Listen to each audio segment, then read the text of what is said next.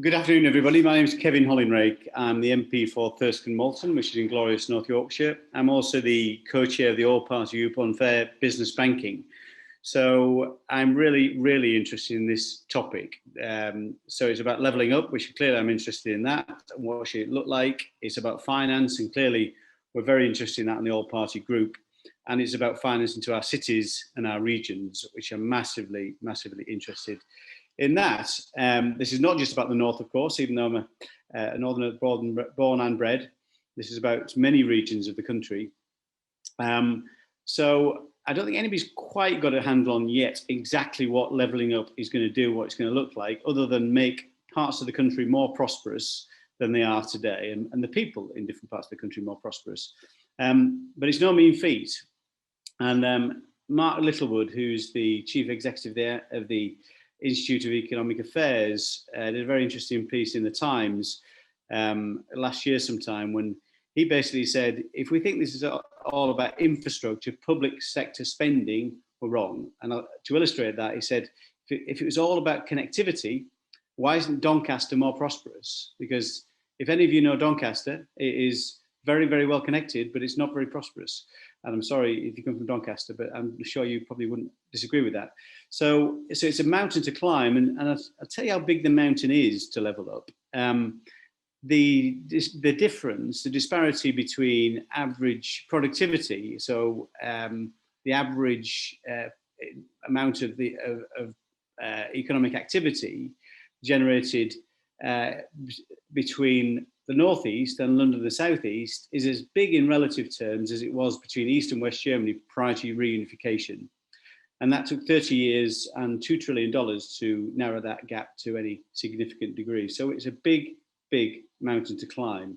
And to climb that mountain, of course, as I said, it can't just be about public sector spending. It's got to be public sector and the private sector coming in together, which I think was the primary problem with Doncaster. So we've got to create incentives for businesses to invest, but also it can't just be about moving chess pieces around the board. This has got to be a net gain. This can't be a zero-sum game. We've got to get parts of the economy booming in different parts of the country without detriment to the places in the country that are doing well. So this is therefore going to be about new skills, new industries, of course, particularly around clean energy, green energy.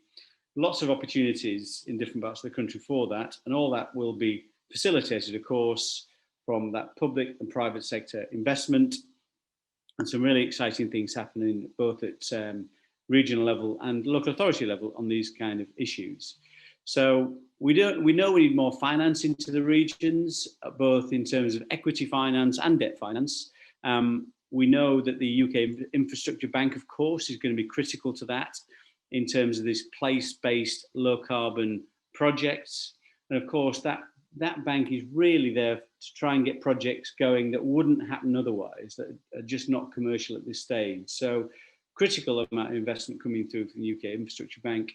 So we're going to look at things like what part that can play. We're going to look at things like the roles that pension funds can play in terms of investment in our regions, that institutional investment, and of course, supported by a change in how we look at projects in terms of value for money, the change in the formula that drives the Green Book, so we can look at more investment in parts of the country that wouldn't have got it in the past. And certainly in terms of the All-Party Group on Fair Business Banking, we've got a report we're writing now, an inquiry that we're undertaking right now that's looking at what part banks can play and different models of banking. For example, regional mutual banks, which are very much part of the economic picture in places like Germany, in places like US. In fact, every G7 country, apart from the UK, they're not for profit. They look at place-based investments in a completely different way and provide capital on a much more patient basis. So really lots of things we can do to try and move this conversation forward and really realise the potential of the entirety of the United Kingdom.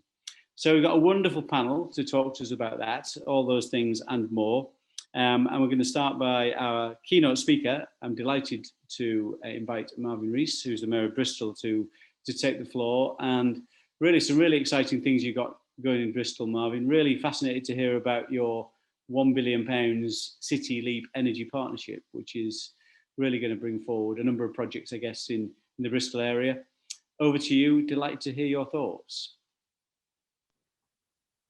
Thank you very much, and thank you for having me. Let me just set my timer so I don't outstay my welcome.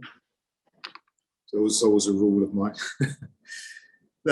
So the question I was asked at the beginning was, what does net zero levelling up look like? And I'd say it looks like what is being called a just transition.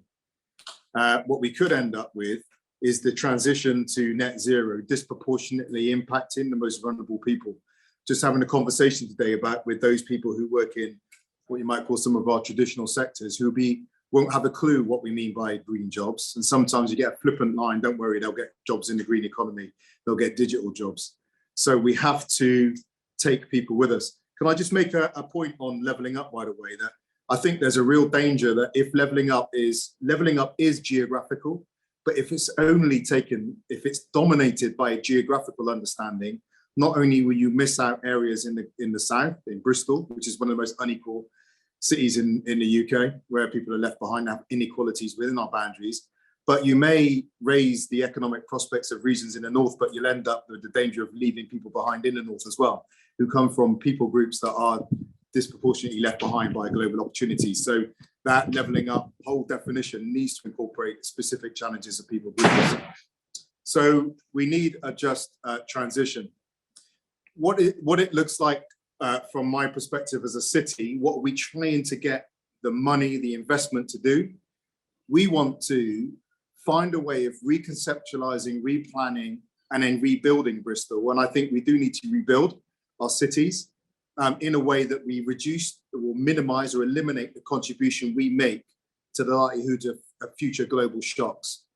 Climate shocks, yeah, absolutely. But the interdependence between climate shocks, economic shocks, health shocks, social shocks, we know that they are there. So we need to urgently get in investing in minimizing the contribution we make to shocks, because it's a just thing to do, but because it's in our enlightened self-interest. But at the same time, I'm not an optimistic person. I'm a hopeful person, but not optimistic.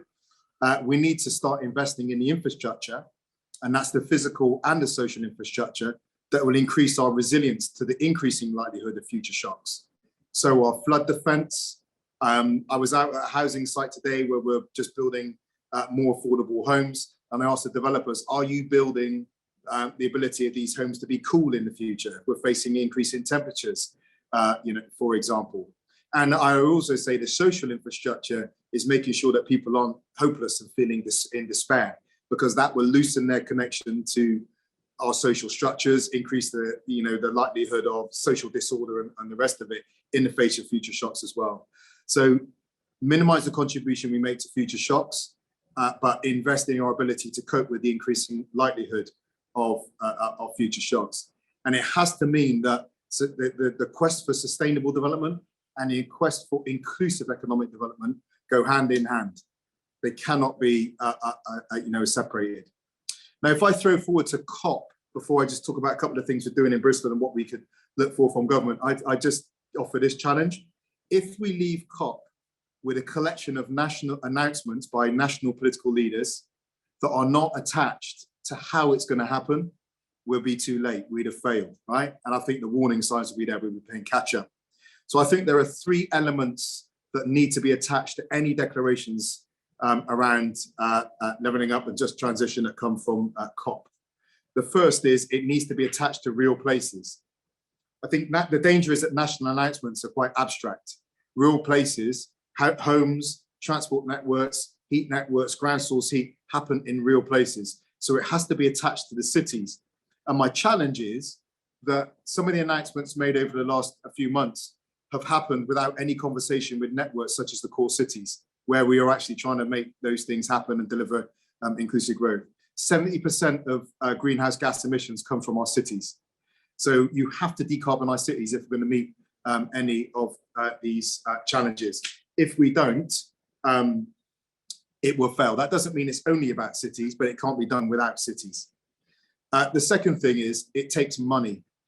I said to some of the protesters in my city, it takes more than political will. Sometimes you get this line, all it takes is political will. You know, it doesn't. It takes a lot of money. To decarbonise our transport and our buildings in the city is £9.2 billion. You just add that up, because we don't have that money readily available. If we did, we'd start that project tomorrow. So it has to involve real commitments to money. Now, again, the financial challenge facing us as a country is we have to find a way of making the ability of cities to access money much more open and dynamic.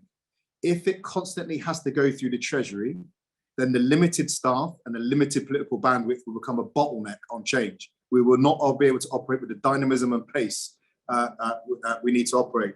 And the third thing I say is it has to be set against real deadlines. We can't have, when I came into local government, we seem to have a practice of not setting deadlines just in case we didn't meet them.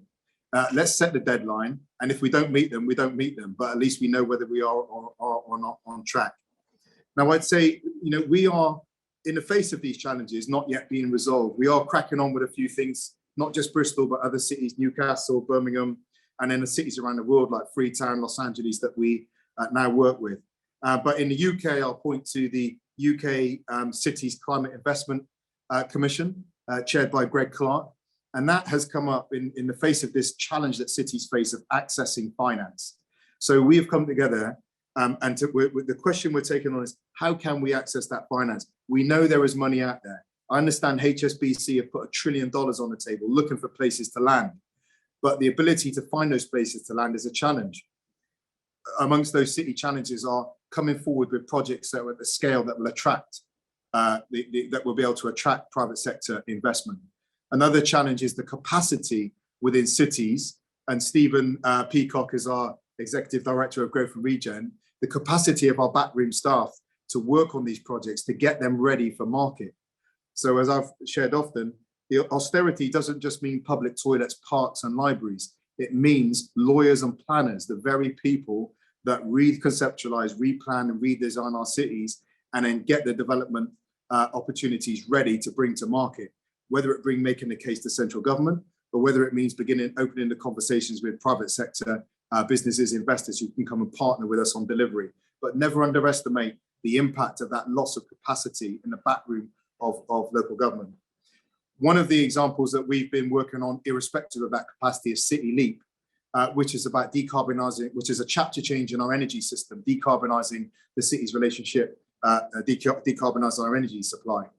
So it's from generation to distribution, such as heat networks, to the smart usage, of energy, and to storage in battery systems. Now, what we've done is we've not gone and designed a system and said, here you go, and we want this much money. We've gone out and sought private sector partners to bring not just the investment, but the expertise. So we're now down to the final stage of that procurement. But what we're saying to the private sector, we don't just want the money, we want the expertise, and come and partner with us on designing these solutions, but these areas in which we need to take action. But I will share with you that City Leap is a risk to us. It is a financial and reputational risk. We have to do it because everyone would agree that we have to decarbonise our energy system, but we are doing it at risk. And again, this is one of the areas in which government can really come in. How can you help de-risk or take some of the risk off the shoulders of local government as they act in the way they need to be acting?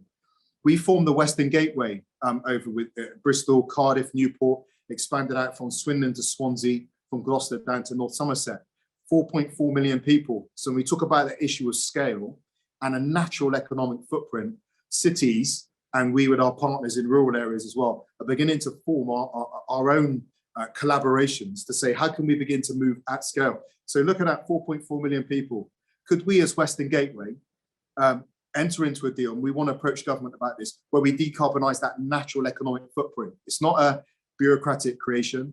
It is, we've looked at the economic area, and that is the way the economy actually works. Can we decarbonise that as a system, or housing, or transport, for example? And we're also working with the World Economic Forum and the Open Society Foundation on city finance. And this is not local government finance, it is city finance. So how can cities around the world get access to the money they need to decarbonise? Very similar to what we're doing with Greg Clark. If I just throw out a few things that would really help, I think, from government, these are not the final answers, but they're definitely areas to think about. If we're thinking about net zero and levelling up, the first is to front load the investment in decarbonisation. and make it predictable. We need to generate jobs now before people get disheartened, so we can take people with us. So, and I will share, sometimes it is very hard to get government to move. We've had 3 major commitments on our train station, which is a transport hub for the city, of deadlines. All of them have been missed, and we still don't have a solution. Somewhere between MHCLG and Treasury, and someone's not clicking the clicker. and it leaves us with uncertainty. We don't need uncertainty right now. But we can front load decarbonisation and in the process, get our local supply chains ready for inclusive economic development. Secondly, I would say make the finance predictable. We have a model of financing in the country whereby it feels like government throws £1 million on the table and says to all local governments, there you go, fight over that. First come, whoever wins, wins. Whoever doesn't win gets nothing. We face that over child hunger. We're facing it over decarbonisation. The truth is we can't decarbonise the economy like that. It needs to be a coherent plan. It cannot be the result of competitive tendering bids. And government needs to proactively come out and work up those plans with local government so that actually we know on day one that the plan is going to be successful. We got so much, we got the increasing threats of chaos. We need to be offering as much certainty as possible. And the short-term competitive funding rounds does not offer certainty. It adds to the existing threat of chaos that we are facing. We need government alignment across departments. They've got buildings in our cities that we don't control, but nonetheless use energy. We need government to get alignment. And I would also say that we have to make sure that the policies around tackling poverty have to go in line with climate change. Again, if we're going to keep our populations with us, they cannot feel like they're losing out, they're losing hope. They're unable to feed their children while we're going through this transition. So whether we're looking at our benefit system, investment in local government services to support people through that transition, children's mental health, all those things that people are feeling squeezed on at the moment have to be put front and center. So those are just a few of my thoughts. You'll find that cities over the world are getting themselves more organized, irrespective of what goes on around them. But I think there is a golden opportunity in actually recognizing cities as an integral, as a leadership level of governance in delivering on climate change. I'll just share my one final observation. I think it's been great to see many more documents talking about government and business and civil society. But the ringing piece that's missing in the middle of all that is cities. And we have to talk explicitly about city governance and city leadership, because they can move at the pace and with the dynamism that the world needs if we support them to do so. Thanks. Great, thanks, Marvin. I entirely agree with you in terms of cities. Delighted to say that York City region will be a new, we'll have elected mayor in 2023, and we hope that elected mayor will provide the kind of leadership you're providing for Bristol. So thank you very much for your comments. And I entirely agree with you in terms of the just transition. I think it's not just individuals in terms of jobs that maybe become stranded assets, if I can put it in that kind of term, but also SMEs. And we've got to provide the finance to SMEs to enable them to transition to this new decarbonised world. So very important points. Okay, moving on to our panel now. Just as an aside, if you have any questions or points you want to raise, you can stick them in the chat function or the Q&A. I think most people are using the chat, which is perfectly fine by me, but put them in there. We'll try and get to your points as we go through the next session, after the next session. And now we're going to go through to the panel itself. I'm going to ask every panel member to introduce themselves and give their reflections on what they've heard so far. I'm going to try and ask you all to stick to 60 seconds. I'm going to time you. I'm not going to cut you off, but I'll cough loudly as you get to the 60-second marker. So first of all, there you go. And first of all, I'm going to Cheryl Hiles, who's Director of Energy Capital at West Midlands Combined Authority. Cheryl, you have 60 seconds. Thank you, Kevin. Hi, I'm Cheryl Hiles. I've been working in the clean energy sector for 20 years now across the public, private and third sectors. A specialist in policy, spatial planning for smart energy, and particularly interested in models of ownership. And I'm a founding director of a community interest company looking at development, finance and management of assets. My current role, I'm Director of Energy Capital at the West Midlands Combined Authority. And our objective is to try and make sure that the West Midlands is a great place to invest in innovative clean energy investments. We were set up by the Mayor of the West Midlands to look at new models of governance and delivery for energy. And we aim to be the first point of contact for funders, investors, government in the West Midlands. We've got a particular focus on smart local energy systems, as we're a net importer of energy, we're landlocked, and the transition could be a real threat to us, but actually we're working really hard to make it a real opportunity. And the need to invest in infrastructure and bring energy infrastructure to elevate it to the same level of housing, transport in the public sector for us is really important. That's all from me. That was perfect. Thank you so much. Okay, we're going to go now to Stephen Peacock, Executive Director for Growth and Regeneration at Bristol City Council. Stephen. Thanks, Kevin. Hi, everybody. Stephen Peacock. I work for Marvin. With background including energy, I was pleased to land in my role to find City Leap was one of my projects. So I've been leading that work for the last 18 months. As Marvin said, £9 billion is what the city thinks the decarbonisation challenge just across transport and heating is going to look like for us as a city. Put that in context, City Leap, we're looking to attract £1 billion investment. So it's a big chunk, but it's by no means the majority of the challenge we face. What's interesting and different about City Leap is this trying to put together a long-term partnership with a private sector organisation to really accelerate and create that focus on place that allows them, frankly, easy access to opportunities in our city once technologies and sources of funding mean that decarbonisation can happen. So it's not a magic bullet, but it is an enabler, which we think is quite an interesting model. Final point, just to note, the 3 shortlisted bidders, 2 of them are backed by Japanese trading houses, because clearly from an economic and industrial strategy point of view, what we're doing is interesting. And the 3rd has a Swedish utility firm that's part owned by the government. So other countries are looking at this challenge and looking at public-private partnerships. Great. Thank you very much. Great to hear about that foreign direct investment. Now we go to Polly Billington, Chief Executive at UK 100, and we should thank UK 100 for all the work they do in supporting the APPG for Sustainable Finance, who have organised today's session. Polly. Thanks very much, Kevin. I'm Polly Billington. I'm the Chief Executive of UK 100. We've been in existence for 5 years now, and one of the first things we identified was that the challenge that local authorities were facing, our members were facing, when trying to meet the climate challenge, particularly around local energy projects in accessing finance. So our first piece of work was on finance and what needs to be done, which helped inspire the Cameron government to and the Theresa May government to establish the local energy hubs, which have now become a way of supporting those local clean energy projects to become a reality. But we have since then subsequently done further work, which has made recommendations. Our recommendations were for a net zero infrastructure bank. We think the UK infrastructure bank has got is close to doing exactly what we're looking for. So we are engaging with the Treasury to make that a reality. And I'll put more on that in the chat. Wonderful. Thank you so much. Everybody's been very efficient with their timekeeping. Sarah Teacher, Executive Director at the Impact Investing Institute. Sarah. Hi there.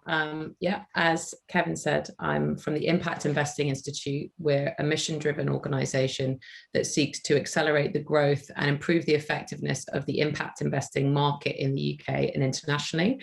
For those of you that don't know what impact investing is, it's an investment made with the intention to generate a positive, measurable social and environmental impact alongside a financial return. You can obtain an array of different financial returns, but because we are trying to move big pools of capital into impact investing, we tend to work at the risk-adjusted market rate return part of the market. So we work with pension funds, endowments, and we've thought a lot about what can these pools of capital do for the just transition and for regional inequalities.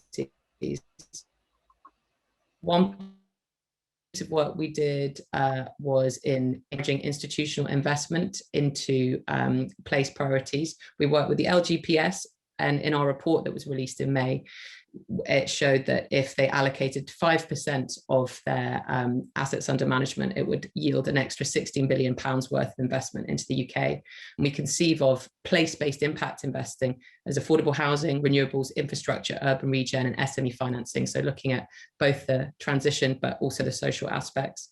And we're also working with Lloyds Banking Group and Metro Dynamics, looking at city-based regeneration in Liverpool, Leeds, and Birmingham.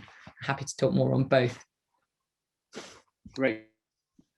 Thank you very much. And next we've got Kaisie Rayner, who's climate change lead at the Royal London. Thanks, Kevin. Hi, I'm Kaisie Rayner. So I am a financial services person who focuses on climate change, and I help financial institutions understand what their role is in helping to enable the transition to a low carbon economy. I've worked with organisations such as Lloyds Banking Group, Scottish Widows, etc., and I'm currently with Royal London. I'm also a commissioner on the Edinburgh Climate Change Commission. From my perspective, I'm here representing mainstream finance, and we have a bucket of money. On the 7th of July, the ABI, so the Association of British Insurers, launched their climate change roadmap, and we've identified that our bucket is almost £1 trillion in size, and we stand ready to mobilise that money to enable the transition in the UK. The problem for us is the plumbing is not there. And as Marvin called out, there's an aggregation issue as well. So if you're trying to mobilize $1 trillion, you need the Costco version of projects. So that's what we would like to work on with Parliament and with cities to better enable finance flows. Thank you. Thanks, Kaisie, and sorry I mispronounced your name. No worries. Next to Andy Kerr, who's the Director of Climate at KIC. Thanks very much, Kevin, and very good afternoon to everyone.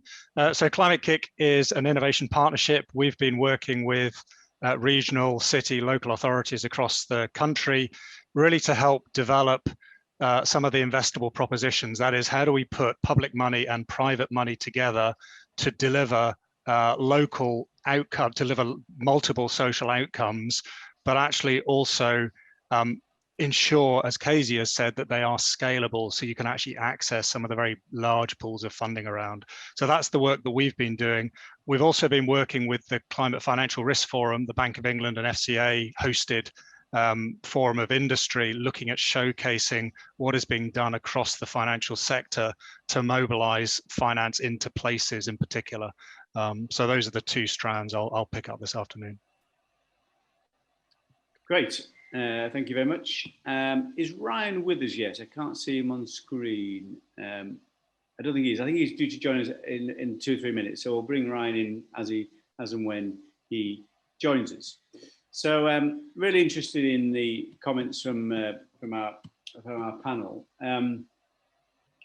So as Polly, you were saying that you were pleased to see the establishment of the UK Infrastructure Bank in terms of pump priming investments that wouldn't happen otherwise. Has the government gone far enough? Could it go further? Is it something we haven't thought of? It can always go further, of course, but usually. Well, yeah. I think what's interesting is the opposition tends to have gone on about the size of the bank, and I would say politely, it's not the size of the bank, it's what you do with it, and it's the structure and form that is more important. And primarily, what is really interesting is we have yet to get commitment out of the government that there's going to be development capital available for local authorities, and it's that bit of the process that is required. There's a lot of anxiety by people who are sort of assuming certain things about investment that suggests that this is going to be some threat to crowding out private investment. It's not going to crowd it out, right? If you put the money in at the right point, if you provide the same kind of capital as private capital, like it's already, you wait until everything's already de-risked and you wait for a big rate of return, all that kind of thing. Well, of course, you're going to crowd out private capital. If you put it in at an earlier stage, which is patient, which is specifically to develop capital, you're doing something which arguably only government can do in order to be able to allow private investment to do what it does best, which is do things at scale, transferable, and so forth. I think it's really important that we understand what that kind of capital requires, but what kind of capital is required. And particularly what's interesting is they're committed to an advisory sort of capacity to help local authorities, and they're very clear that they're going to help them, they're not going to do it for them, which I think is also important, but that requires some kind of reciprocal arrangement by government that if the bank is not going to do it for local authorities are still going to need the capacity to be able to engage with private sector and indeed a bank, because bankers, even public sector bankers, are bankers, and finance people in local government are local government finance people. They're completely different. They think about money in a different way. Local government finance people, it's money in, services out, maybe a little bit of income generated from your parking, and now possibly some energy projects. Bankers are thinking about rates of return and value attracted like that. So if you're not careful, you have a dialogue of the deaf. So there really needs to be some investment in capacity building, whether that's in every single local authority or something which boosts what is currently delivered by the local energy hubs, or some sort of equivalent which helps local authorities develop those projects, not just the ones they're currently doing, which frankly are comparatively small. Why are they small, innovative and exceptional? Because they cannot be mainstreamed while they are so expensive, and it's reducing those costs by reducing the risks, which is where the UK Infrastructure Bank has a real opportunity to transform what we're talking about. Great, thanks, Polly. And that phrase, dialogue with the deaf, I think from Stephen Covey's 7 Habits of Highly Effective People, I think it came from. Stephen Peacock, you'd be the actual person to come to now. We're talking about local authorities and some of your challenges in this space. Yeah, and I think to pick up on Polly's point, I mean, the risk appetite of local authorities will vary. I happen to sit in an organisation that's demonstrated quite a healthy risk appetite over the years. We put about 100 million in various forms into this agenda. But that what I've just heard strikes such a chord with me, because I mean, if you take City Leap, it's taken us 3 years. We've effectively self-funded to a point where we're probably going to be talking 6 to 10 million pounds all told. Of council money at risk, with no guarantee that we'll get the partnership we're looking for. Now, we took that on willingly, but other places wouldn't. We're hoping that the model will be picked up and copied and pasted into other cities if it works. But it's sort of left, as it were, to the market of local authorities to decide whether they're up for it, and I think that does feel suboptimal. So the one within which one of the examples would be building out heat networks, so which we've done a lot of again in the city. We're probably, I think, 30 or 40 million pounds into that. What's fascinating is that most of it has come about because we bid into government for various pots, but the switching of those pots and the rules and the last minute changes has made it incredibly difficult. So, for example, you know, when a pot is advertised as a grant pot, and it switches after you've put the bid into a loan. Now that might sound like, you know, not a great change. It's just money at the end of the day. But if you're partnering with a private sector, and in our case we're looking to transport our council-owned heat network into a public-private partnership, that's a completely different proposition. People can get money. What they need is that first loss, that de-risking that Polly's described. And it seems that with a stroke of a pen, things can change dramatically without possibly the people who are behind the schemes knowing. And then the tap is switched off and you have to run around and find where the new tap's being turned on. So the work that we need to have is that predictable long-term patient capital. You know where to go and it will be there next year. Sure. No, I quite agree. And I think there's no bigger deterrent to private sector investment than the perception that things are going to change, that it's not a consistent framework people are investing in. Can I ask, I mean, there's a couple of questions, one from Carol Hyatt here is talking about local government pension funds. And I think, Sarah, you touched on this in your remarks. Can these be a source of funding to help obviously make the transition between fossil fuels to that net zero future? And what's stopping them now? We hear lots about the caps on fees and that kind of stuff. Are we on top of that, or do we need to do more? Yeah, I mean, that's a great question. And one in the report that I alluded to, we had sort of 5 main areas that we found were the obstacle. First of all, a kind of an awareness around place-based impact investing. You know, local authority pension schemes are allowed to allocate up to 5% to local projects. Very few are using that, and most are just defaulting to allocate to the global capital markets, not realizing that they can meet their financial hurdles and make a difference locally that will please their members and still see them step with their fiduciary duty. So there's a kind of awareness piece. There's definitely an area around that already being touched on around the scale of projects. At the local authority level, everyone says they're amazing projects. On the investor level, everyone says, as Kaisie outlined, we've got £1 trillion ready to deploy. And actually, we think there's probably a role for some kind of origination platform that brokers between the two. That might be a set of relationships, or it might be some kind of technical fix. There's also a financing vehicles element. So are the opportunities being created and aggregated in such a way that pension schemes understand and recognize them? And then for us as kind of impact investing people, there's a question around impact reporting and measurement. We don't want to obviously we want to bring in lots of capital, but we want that capital to be addressing place priorities, and to be delivering a just transition that the cities themselves want. And so for us, that means the investors coming into these opportunities need to start sort of articulating their intention and reporting on that intention. And then there's the fifth bucket was a broad one around a sort of basic education around what are the opportunities, how does this meet our fiduciary duty, how does this meet our priorities, and how can we get over some of the concerns around the sort of political nature of investing in local areas. And these are all problems that can be solved. They're mostly barriers of perception rather than barriers that are real.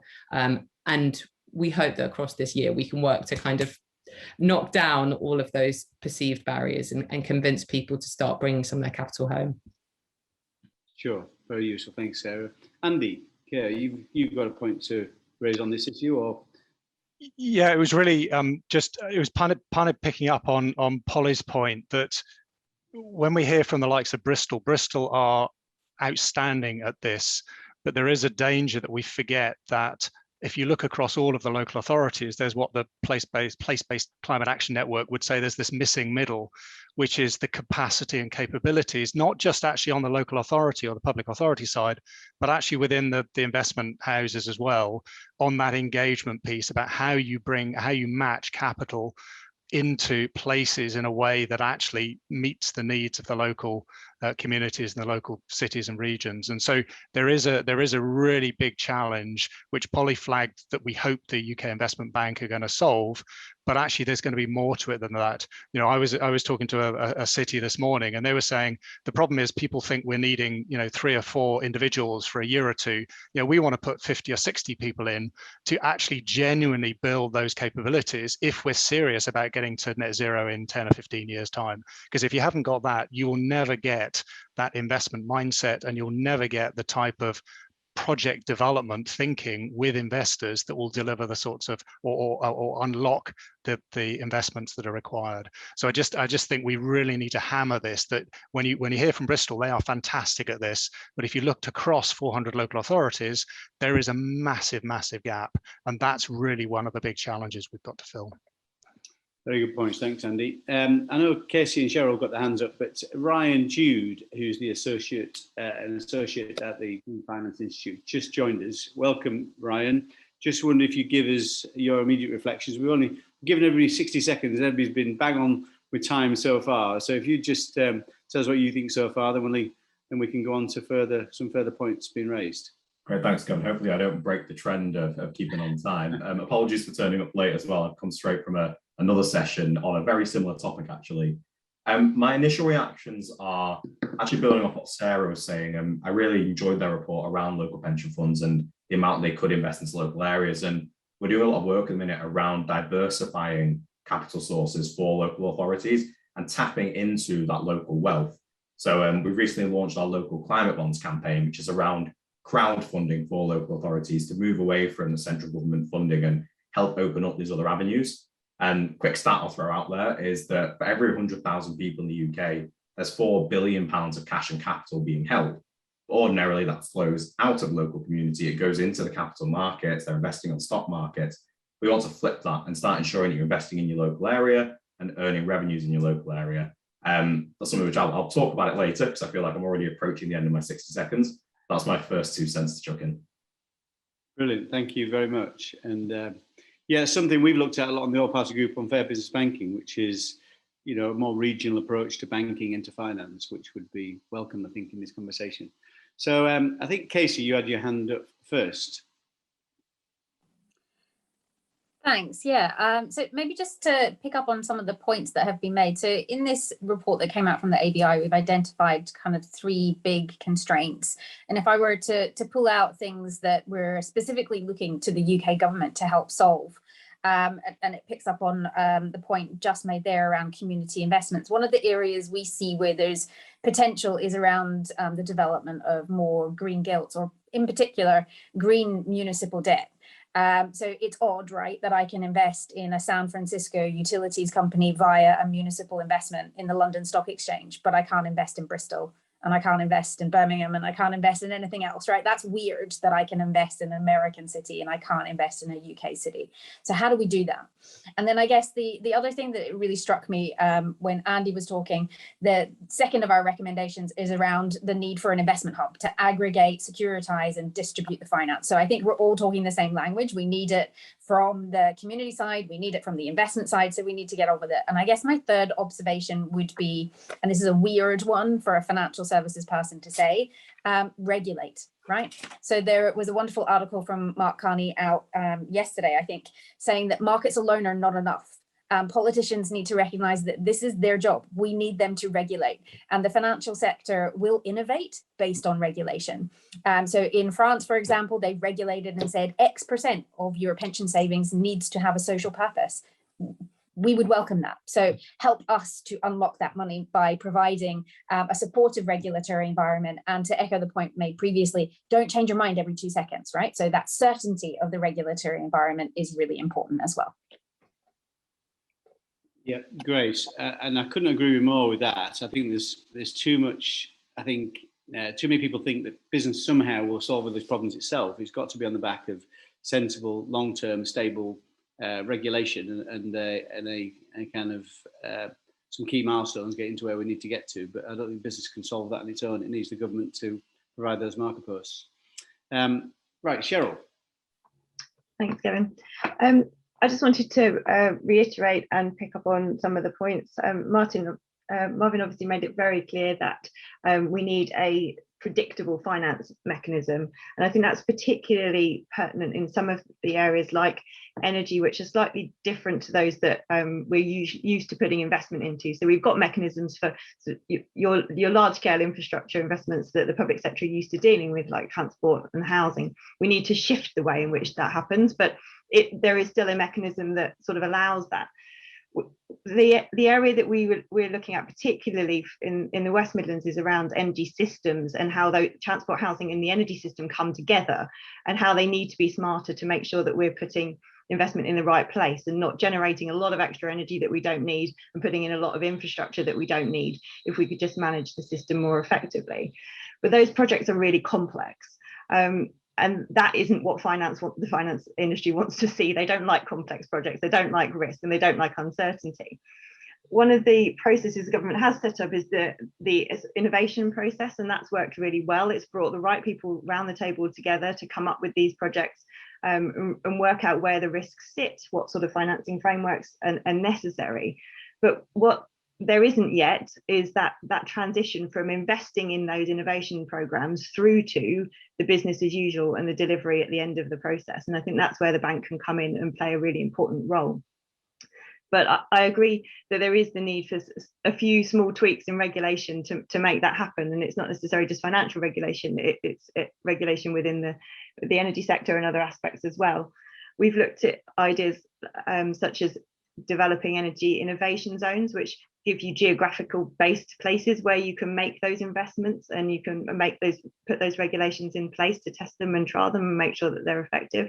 And I think that sort of thing will really help us move from the innovation place through to business as usual, where we really need to get to make this transition take place. Great, thanks, Cheryl. Ryan, if I could just ask you made the point about a regional approach to finance that was quite intriguing. Perhaps you'd expand on that? Yeah, so local climate bonds or community municipal investments, as you may have heard them in the past, is around crowdfunding from retail investors. So if I was a local authority, I would issue a piece of debt where it would be, for me, like an ordinary piece of debt, I'll pay interest on it.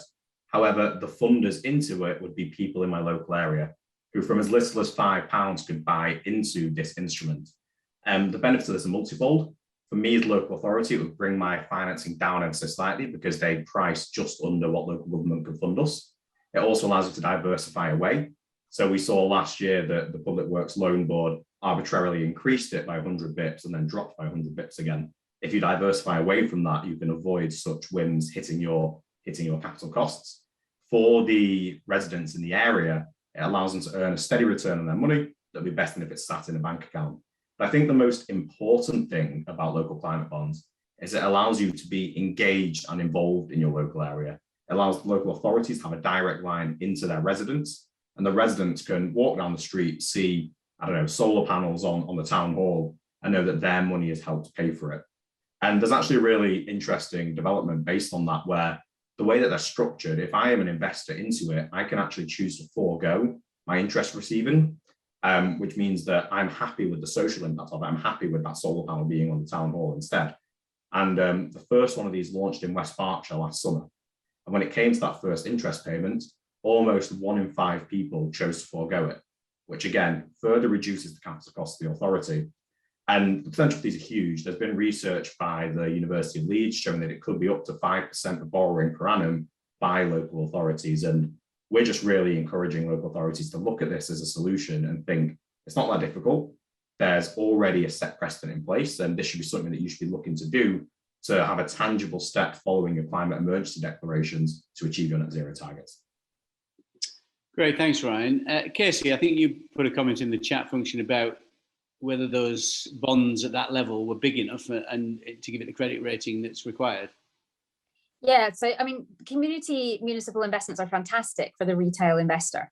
But if you imagine Etsy versus like Walmart, we need the Walmart version of those community municipal investments, right? So instead of putting in £50, we want to put in £50 billion. And at an aggregate level, you've got the industry saying we've got £1 trillion here. So how do we create and take that kind of kernel of a brilliant idea and amplify it and make it bigger so that pension funds can invest in it, so that all of our customers, because ultimately we're investing on behalf of millions of UK pension savers, so that they can connect with their local places and be more engaged with their pension too. And then the point on credit rating. So I think with the community municipal investments, it's really going on to the local council's balance sheet. And so it's against the credit rating of that city. So there's an implicit government guarantee that's required. And again, this is where the government could step in. Pension companies like ourselves like investing in things like social housing because it has a kind of quasi-government guarantee. If we could do the same type of thing with local city green bonds or regional green bonds, it would mean that it would meet the Solvency II requirements for our investment. So there are kind of different constraints that we have from a pension scheme perspective when we're looking at investment. But yeah, the CMI stuff, but like way bigger. Okay, interesting. Ryan, did you want to come back in? Is that your hand back up there? Or? Yeah, I just wanted to come back to what Kaisie's saying. Absolutely, it's not a solution. It's not the silver bullet to solve this entire conundrum that we're all working to try to get over. It's a part of the puzzle. Definitely agree that making them ratchet up and maybe bringing in local pension funds to underwrite some of it is a potential solution in the longer run. And that's definitely where we would want to be getting to. As Kaisie rightly said, that's where you could get government involved through guarantees, could be through the UK Infrastructure Bank. But yeah, just want to be clear that it's not going to be the answer to the entire issue there. Great. Stephen? I think one thing that is really important about the local bonds is the democratic process. So most of the delays we encounter in major schemes are to do with consultation, engagement, and local buy-in. And I think there's something beyond the technical here about ensuring that citizens feel they're participating and that they will then speak for what is happening in their neighbourhood. Consultation is often about listening to those who shout loudest, who frankly don't represent anyone except themselves when done badly. And I think that we must recognise that people buying into this will be their community organisers and they will engage. And that applies not just to things that are obvious to picture like renewable energy schemes, but it also applies to affordable housing and other major infrastructure where, frankly, we have a lot of stuff in a bottleneck that isn't moving because we're not finding a way to engage and discuss and listen to citizens in our city. Thank you. Just a couple of good points here that are close to my own heart. I think Kaisie mentioned before about this wall of money looking for a home, and Stephen Porter asks, where are we in terms of developing a mechanism to allow that money to finance really smaller projects? And similarly, Peter Byatt mentions Peter Aldis's local electricity bill, which I'm one of the sponsors of that bill.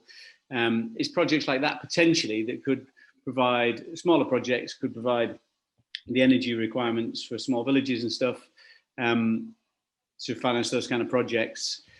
How is that all that going to operate? Is that all going to be UK Investment Bank? Andy, I think you got your hand up. You might have some solutions for us. I wish. I mean, I think it's a really good question from Stephen, and I think I guess the feedback from the work we're doing with the Climate Financial Risk Forum is that there are lots of good examples where money is being put into projects, but what we've really struggled with is that how do you then replicate those multiple projects to be relevant at that sort of city scale or indeed across the national scale? In other words, how do we get to we need an extra 30-40 billion into cities and regions over the next year? How do we actually scale up to that has been the problem. What we are seeing is some efforts both from the financial community, but also, Cheryl may want to mention some of the net zero neighborhoods work that she's involved in terms of trying to find a model that is scalable. And so it's not so much just leaping into let's find something and then go out to the market. Is actually trying to, how do we design in scalability into the model so that we can then go in with the private investors to support that scaling across a region like the West Midlands? I don't know if Cheryl wants to add anything to that. Thanks, Andy, if that's all right, Chair. I definitely agree. The key thing really is being able to harness the benefit of the co-benefits that come from the investment in the initial project. And I think when we've looked at a lot of these aspects, the reason why PLACE works is because the local authority or local government generally are in a position to be able to value those co-benefits that you get, and also in a position to be able to mitigate the impacts. So we've talked a lot about a just transition at the beginning, and that is fundamental. There is going to be an impact on people through this transition, and we have to we'll certainly have to accept that, and we somehow have to mitigate that and plan for it and manage it. And I think in a PLACE you can do that. What Andy was referring to is a piece of work we're doing to invest in a net zero neighbourhood, to essentially trial that. And we want to decarbonise people's homes. We want to address the carbon issue in our buildings. But actually we recognise, and working with Andy and others, that you can't just go ahead and do things to people. You have to take them with you. And therefore they think about their place that they live in as a whole. And if you can leverage in different investment to achieve a series of different goals that help take those people on the journey to net zero living, then that it has so much more benefit. And so that's the sort of thing we're trialing to see, firstly, what process you need to go through to take people with you. Secondly, what financing mechanisms you can use. And it does mean that I think if we can find a way to capitalize those co-benefits, find a way to harness them, then we can really start to make a difference. And at the moment, because of the way we're all wholly reliant on government funds, which are siloed because they are departmental, that is the real challenge we have. And it's moving from that to a more finance-based approach that enables that more flexibility, and looking at social impact bonds and all the other different sort of mechanisms that the finance community are well aware of and can bring to us as solutions. Okay, thanks very much, Cheryl. Sarah? Yeah, I just struck hearing, Ryan and Kaisie and talking about scale and smaller opportunities, and that, I think on all fronts it's not either or, it's and both. We need lots of capital moving in the same direction. But I think a lot of what falls down is the absence of what one of the researchers on our LGPS project called the Common Room, is that, to make all of these stack up, these investment propositions in place, it will maybe take government taking some kind of concessionary position, and LGPS coming in, a different type of local authority funding.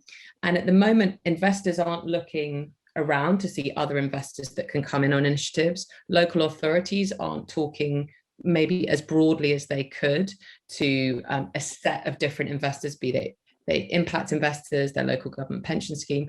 So this concept of the common room, I think, is really powerful to try and kind of not out in a specific place what is the capital need to finance very specifically and get the 5, 6, 7 major initiatives away to see these projects take flight.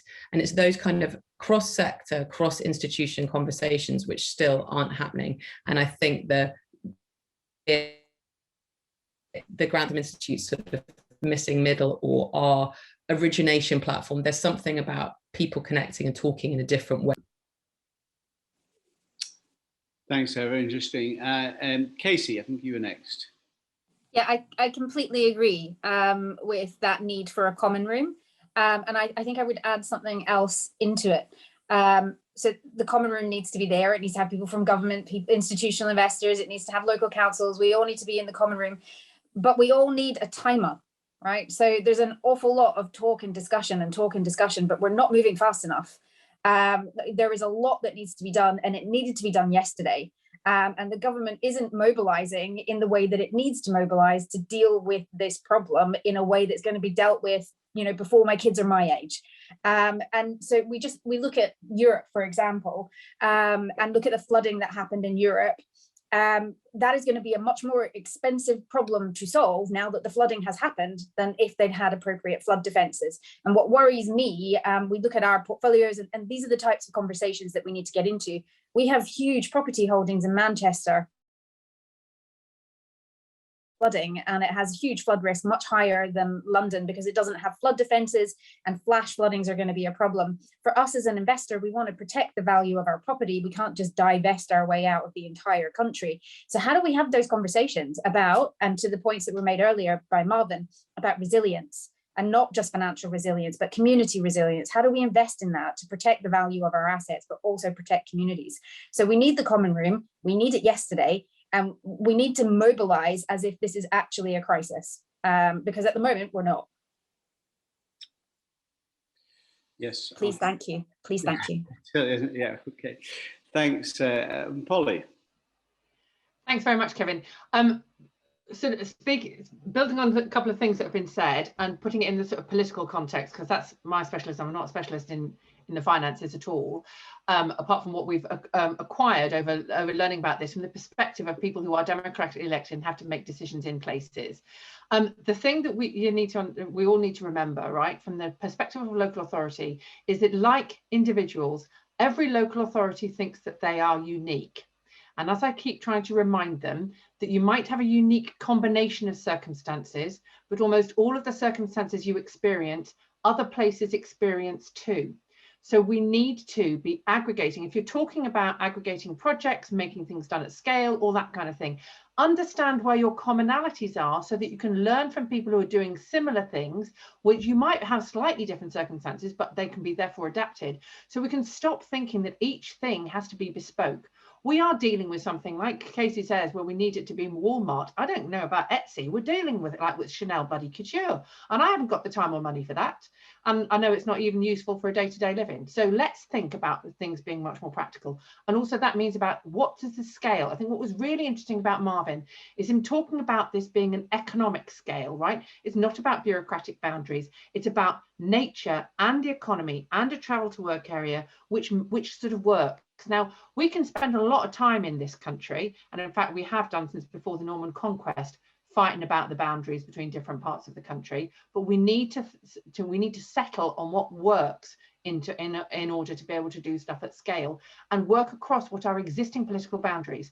So I know that the bankers here will find this deeply irritating and frustrating, but everyone here who knows and understands about politics will understand that even local enterprise partnerships who've now been in place for more than 10 years are a little bit itchy and scratchy across elected boundaries and so forth, and working collectively on across those boundaries in ways that make sense are really challenging, but are necessary. And that requires long-term political consensus and an understanding of the role of intervention, which can sort of overcome some of the anxieties that there might be about the role of local government. I think if we understand that, then some of the things we're talking about in terms of that common room become more useful.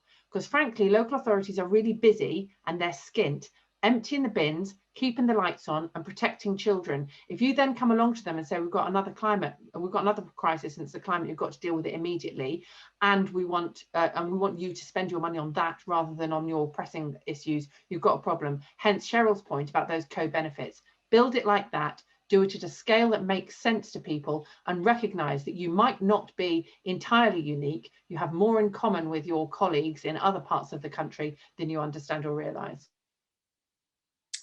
Great, thanks. Stephen. That really resonated with me, Polly, but also to Kaisie's earlier point, there is a wall of money that wants to come to Bristol across our mass transit, our flood defences and our economic regeneration. The thing that holds it all back is that government is the anchor investor in every case.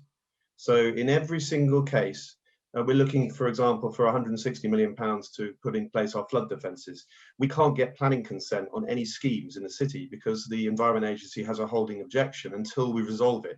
There's £1 billion worth of private sector money wants to come in on the back of that decision.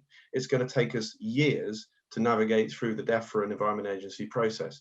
Not criticising them because it's not that's what they've been dealt with too. But the whole of our response to the climate emergency, as well as our opportunity to unlock economic growth, is sitting behind a process that can only deal with so much in its in-tray, and it's all in London. And I could give you 3 other examples, but we're all waiting for decisions, and there's a very, very narrow pipe through which everything must go. Normally ends up in Treasury.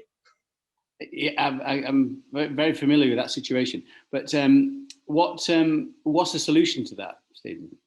I think the solution is the fact that Kaisie can buy mob bonds in Chicago and New York, but she can't buy them for Bristol or Manchester. I think we need to reconsider where financial decisions should sit and tie it to democracy, because we're accountable to the people of Bristol, but we actually can't fix the flood problems of Bristol because we're reliant on decisions being taken 180 miles away. So actually make us truly accountable and give us the opportunity to make the decisions and fund them and back ourselves. It's interesting because there's that expression which I use quite often at the moment for some reason, but you never take down a fence until you realise why it's been put there. Why has that fence been put there, Kaisie? Why can't we look at these pension funds why can't you buy these bonds in the UK? You have to only buy them overseas. I have no idea why we don't have a UK municipal bond market. We just don't. Maybe it's about central government retaining control and not wanting to devolve decision making out to regions. I don't know, but I definitely think it's a model that works in the US. It gives the areas who know the problems, who know the people, who can engage locally. It gives them the ability to raise the money to solve the problems, and it cuts through this bureaucratic red tape. If there was only one thing that we did, it would be that, right? Give local authorities, cities and regions the ability to raise the money that they need to solve the problems that they're on the hook for solving, and put a government guarantee at the back of it. So then you've kind of got that kind of government as the first investor, and let's create a green municipal UK bond market and allow the cities to lead the transformation instead of trying to control it from Westminster. Great. Ryan. I think it's important to say that there is definitely some regulatory barriers to building out the municipal bond market, but also we used to do it. Back before the 80s, local authorities used to issue municipal bonds in the UK. Over time, PWLB and other routes just became cheaper, became the norm. So there's the regulatory aspect on one side, but there's also the re-education aspect again. And I will always stress education. It's across the spectrum. So for local authorities, it's the options available, which hopefully sessions like today help with. But for the banks, it's also, here are the projects being developed, and here are why some of these techs aren't as risky as you maybe think they are. And that's where the likes of guarantees come into play. You get a government guarantee sitting under an investment into something that an investor currently sees as being risky. And then after a few years, they realize it isn't, and then the guarantee can step out. And there's also obviously education for the developers as well, as to what local authorities they can go to access and what the finance available is. But I think it's just really important to say that there is precedent. As we've seen, America's doing it, lots of other countries are doing it, and there's no reason why the UK can't do it as well in terms of building out that municipal bond market. Thanks, Ryan. Sarah, you got your hand up, or is that from previously? It's a legacy hand, I'm afraid. All right, okay, I'm familiar with those two. So what about best practice? You know, you've got some great examples on this call of Bristol being proactive, and there's, I think, Enfield's doing something really innovative too. But what about all the local authorities? How do we make sure all the local authorities across the country really pick up these opportunities and understand how best to take forward these projects? And throw that at, well, I'll throw it to Cheryl because she's put her hand up. Thank you. Thanks. I think there's been a lot of discussion about this recently. And for us, the answer is to make net zero a statutory responsibility of local authorities that's shared with central government, instead of it currently being a national objective with no responsibility passed down. And that's for two reasons.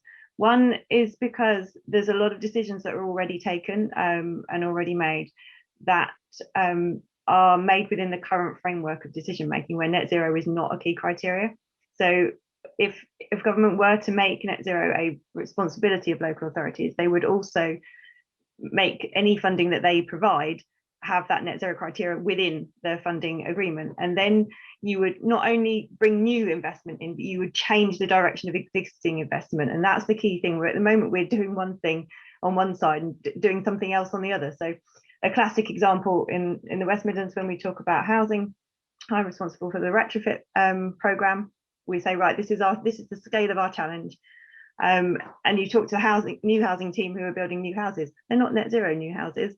And it doesn't make economic sense, apparently, to build net zero new houses until you look at it in the context of the retrofit problem. And then you see why it makes economic sense to build net zero new houses.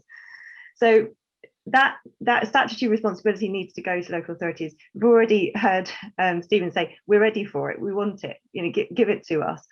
Obviously, what also comes with that is some kind of necessity to resource it, because at the moment, energy particularly is something that local authorities can choose to get involved in if they want to, but they have no statutory responsibility in the energy system at all. It's a private sector industry that's regulated by Ofgem. We have no role. The customer is always considered the individual customer by Ofgem. They don't consider communities as customers. They don't consider places as customers. And actually, when you look at it through that lens, it gives you a lot of different answers. And I think there's a role there for BASE to consider how our energy bill money is spent, how it's directed, and whether it should all be going to the distribution network operators, or whether we should look at distributing it through some local government routes instead. Because at the moment there's huge pressure on the DNOs to engage with local authorities, but there's no point engaging if those local authorities aren't resourced up, have the detail that the capability they need, the information that they need, and have that ability to have the conversation with those network operators in relation to what investment's going into our energy system. So that's what we're trying to sort out in the West Midlands. It's what Energy Capital does. On behalf of our local authorities, we work together with them. We're trying to set up a net zero infrastructure delivery board to take that responsibility for net zero in the region. And we will make it work, but we'll only be able to go so far, because there will be regulatory barriers that prevent the alignment, the pure alignment that we need to see to make that happen. So I think there's quite a lot of opportunity there. If we can firstly make net zero a responsibility of local authorities, consider how that is funded, especially using through the energy system, see how we can reallocate funds effectively and get more place-based solutions coming forward. Hopefully that would make quite a big difference. Okay, thank you. Right, so we've got approximately 7 minutes left, and there's 7 of you. So I'm going to give you all 1 minute again. You were so good last time, just to really your final reflections and perhaps your number one priority that should come from this discussion. Kaisie, I'm going to go first to you because you had your hand up first. Oh, okay. I'm going to try and use the 1 minute for a couple of things then. On the regulatory barriers, that we've just faced into a global pandemic, and what it's taught us, it's broken the belief that big change can't happen overnight. So we need to leverage that learning and continue to make big changes and cut through regulatory red tape. And if I were to take away one thing from this conversation, it's the concept of a common room. And to kind of pick up on what Polly said, we can't just expect local councils to pick this up on the side of their desk. We need to invest in building the capability to transition our country to net zero. It's going to cost money to build that capacity and capability. Let's invest in it. Let's invest in our transition, and then let's unlock the capital flow. So the common room would get my vote, and green municipal bonds. Yeah, all the right people in the same room at the same time. Couldn't agree more. That's a critical aspect of getting things done. Ryan, I'm going to you next. Right, 1 minute. I was going to say several more points. I'm going to touch quickly on one. At the Green Finance Institute, we're working on advising the government on a green taxonomy. So this is going to be defining all sustainable economic activities that will be in our future economy. Currently, this taxonomy is envisaged to apply to private investors and private companies. There is a potential use case here for the public side as well, where all government spending could be screened via this taxonomy, and in the future, potentially also local authorities. So we're talking about best practice. We're talking about spending on building new buildings without making them net zero. If you had a taxonomy screen applied, you would have to think about that before you put your spending out there. So that's one thing that I realized I threw it in at the end, but I'd be very keen to see that. One thing to take away, I love the common room idea. I love the idea of just joining communities. You know, if you're a local authority, join UK 100, join all these networks and make sure that you're learning from each other. Brilliant, great plug for the UK 100 there. Sarah. Well, I'm thrilled that the common room is getting such traction. So common room, I like Casey's addition of plus timer. At the Institute, we're going to be working to sort of pilot common room type approaches in Birmingham, Leeds and Liverpool with Lloyds Banking Group and Metro Dynamics. So hopefully we'll be able to kind of see what that looks like in practice. And actually this conversation has really driven home to me that it's not so much trying to entice the capital in, but trying to work on the demand side, which is those financing vehicles. What are the financing vehicles that can take in this money, and what is the role of government in aligning, coordinating or integrating with those financing vehicles to unlock that flow?